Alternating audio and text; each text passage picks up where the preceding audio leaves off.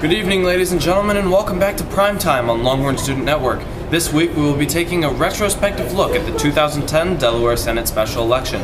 Last time we predicted that Chris Coons would win the election with a 100% certainty. As we witnessed on November 2nd, Coons won by a 17% margin. Unfortunately, nobody told Miss O'Donnell.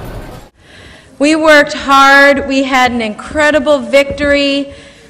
Be encouraged. We have won. Senator Coons has already assumed office since the election was a special election designed to fill Vice President Biden's vacated Senate seat. In 2008, Vice President Biden defeated Christine O'Donnell 65% to 35%. This year, Senator Coons defeated O'Donnell 57% to 40%. Thus, a retirement slump of 8 points denotes that there is a strong incumbency influence over the state, and Coons was able to transfer enough of the incumbency advantage to himself to win by a large majority.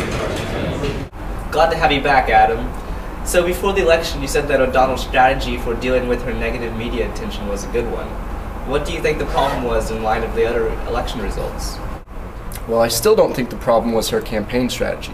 Actually, I think the real problem was the candidate herself. The highly charged political environment just produced too radical and polarized of a candidate, and the state of Delaware was never really prepared to accept her far-right views.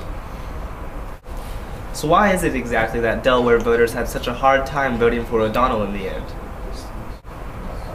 O'Donnell made her career on anti-establishment rhetoric, but before she could blame the government for losing people's jobs and the recession, she spent her time blaming the government for just ridiculous things like putting human brains into mice and for doing nothing to stop the masturbation epidemic.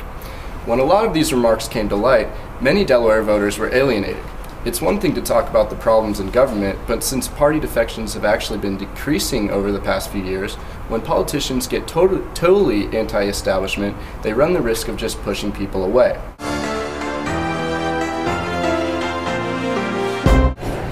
An important factor in explaining increased party polarization in Congress is without a doubt contributed by third-party extremists.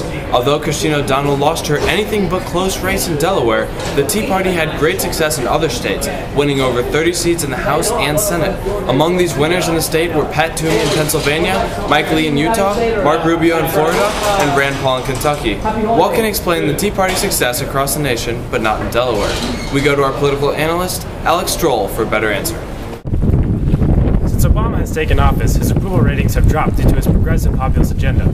We believe that many Americans have chosen to vote for the Republican or Tea Party candidate for this very reason. Many leading Tea Party candidates vowed to fight the current Washington administration by advocating tax cuts and spending limitations. With these promises and campaign strategies, the GOP and Tea Party candidates had great success in the 2010 midterm congressional elections. Among the Tea Party losers was Christine O'Donnell, who lost by a devastating 17 points on election night. O'Donnell seemed strong after a primary victory over Mike Castle, but O'Donnell's extreme views and historical past did not help her win the media battle nor the election. It was easy to see that Delaware didn't want a senator who swore to abide by the Constitution, but when asked, was unaware that the separation between church and state was in the First Amendment. Live from LSN Studios, I'm Alex Stroll. Thank you for watching Primetime on Longhorn Student Network. Later in the hour, Sarah Palin was found feasting on the blood of her constituents in Alaska.